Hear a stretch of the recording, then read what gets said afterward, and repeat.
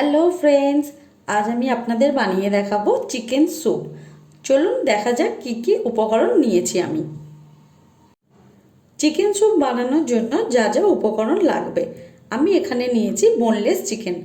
চিকেনগুলো আমি ছোট ছোট করে পিস করে কেটে নিয়েছি কর্নফ্লাওয়ার, নিয়েছি বাঁধাকপি, এখানে নিয়েছি গাজর, একটা ছোট সাইজের পেঁয়াজ, নিয়েছি কড়াইশুঁটি, এক টুকরো আদা ছোট করে কুচি করে কেটে নিয়েছি, আর নিয়েছি এক টুকরো রসুন কুচি করে কাটা, নিয়েছি একটা ডিম। আমি এখানে একটা ফ্রাইং প্যান নিয়েছি। এবার এর মধ্যে দিয়ে দেব 1 চামচ পরিমাণ তেল। আমি এখানে সাদা তেল ব্যবহার করেছি।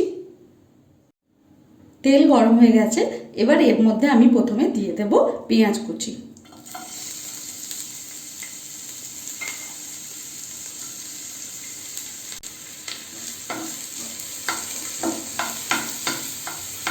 হালকা করে ভেজে নিতে হবে।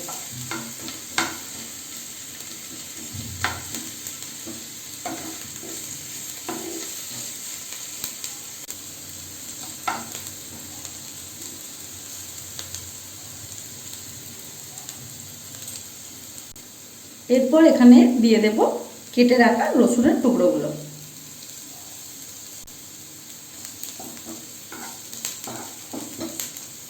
হালকা লাল হয়ে এসেছে, দেখতেই পাচ্ছেন।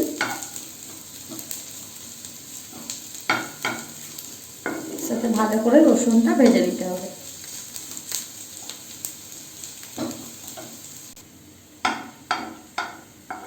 পেঁয়াজগুলো এক সাইডে রেখে এরপর আমি দিয়ে দেব চিকেনের টুকরোগুলো।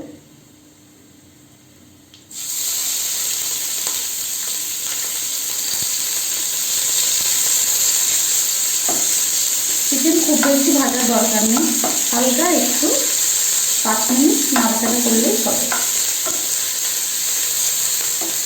আমি একদম ছোট ছোট টুকরো করে নিয়েছি যাতে সিদ্ধ হতে বেশি সময় না লাগে। এরপর আমি পেঁয়াজ আর রসুনগুলো এর সাথে মিশিয়ে নেব, নিয়ে একসাথে নাড়াচাড়া করে নেব।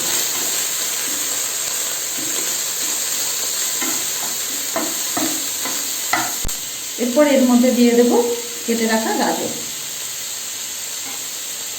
যত ছোট সবজি কাটবেন ততটাই সুবিধা হবে। গাজরের সাথে মিশিয়ে নেব।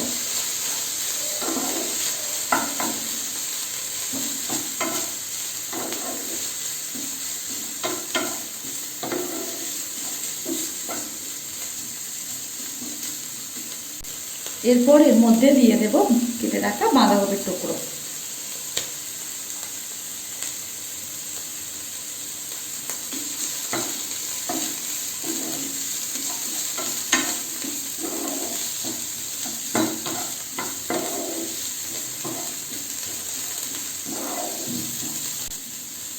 এরপর এর মধ্যে দিয়ে দেব কড়াইশুঁটিগুলো।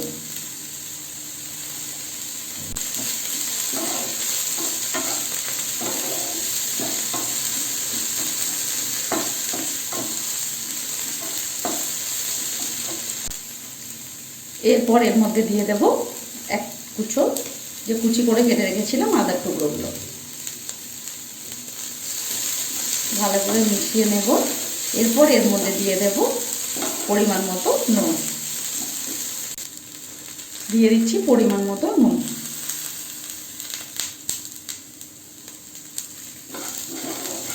ভালো করে মিশিয়ে নেব।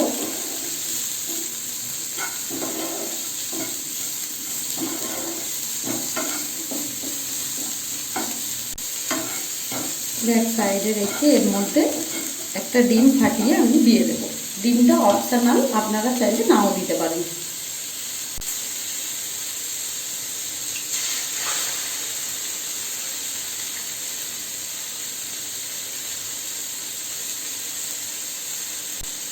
ডিমটা আস্তে করে এইভাবে ছোটো ছোটো কুচি করে নিতে হবে।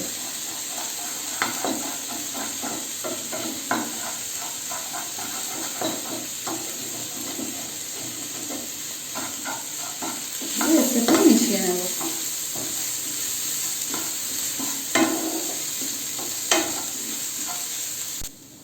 ভালো করে আমি মিশিয়ে নিয়েছি। এরপর আমি যে কর্নফ্লাওয়ার নিয়েছিলাম তার মধ্যে 1 কাপ পরিমাণ জল দিয়েছি, দিয়ে এটা এইভাবে গুলে নিয়েছি। এরপর এর মধ্যে এটা দিয়ে দেব। যেহেতু এটা স্যুপ হবে তো পরিমাণে জলটা একটু বেশিই লাগবে। এটাকে 5 থেকে 7 মিনিট ফুটতে দেব।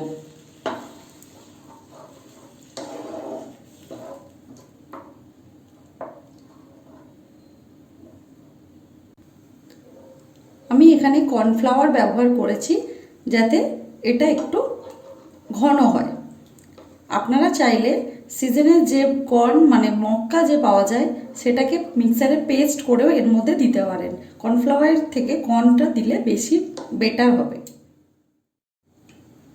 এটা ঢাকনা দিয়ে দিলাম, এটা 5 থেকে 7 মিনিট ফুটতে দেব। 5 মিনিট হয়ে গেছে।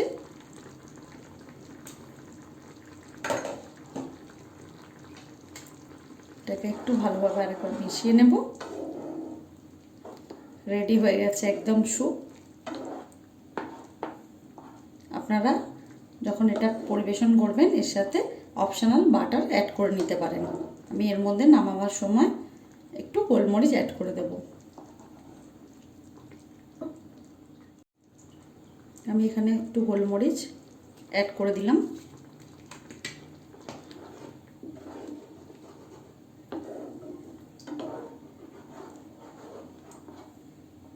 একদম রেডি স্যুপ। স্যুপ বানানো হয়ে গেছে। স্যুপটা আমি একটা বাউলের মধ্যে সার্ভ করে নিয়েছি। আপনারাও ঝটপট এই রকমভাবে রেসিপিটা অবশ্যই বাড়িতে বানিয়ে ফেলুন।